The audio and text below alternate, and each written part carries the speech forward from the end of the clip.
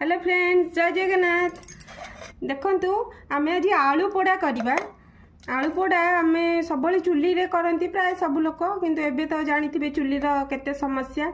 लोकन घरे चुल्ली नाही, गैस रे समस्त रोषे कलेनी। तो गैस रे केमते आमे आलू पोड़ा करबा सेटा आमे देखिबा। फास्ट कौन करिए ना, आलू को आमे कट लगे देबा। चुल्ली रे भी आमे पोड़िले कट लगांती, तो सेई भलिया आलू को आमे कट लगेबा। सब प्रत्येकटी आलू को आमे कट लगे। देखंतु एई बळे गोटे जालीटे थोई देबा।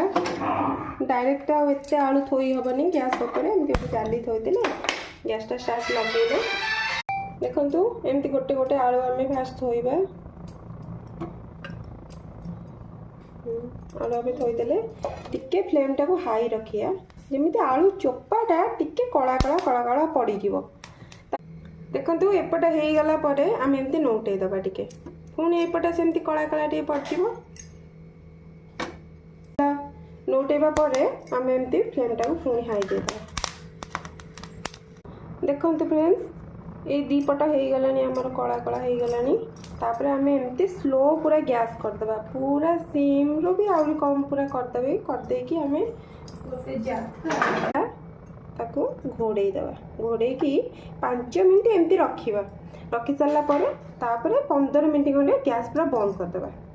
फ्रेंड्स देखंतु अल्प अल्प जलथिला, एमती आमे 5 मिनट जाली सारला परे एटा को बंद कर दबा। गैस को अध घंटे पूरा छाड़ी दबा।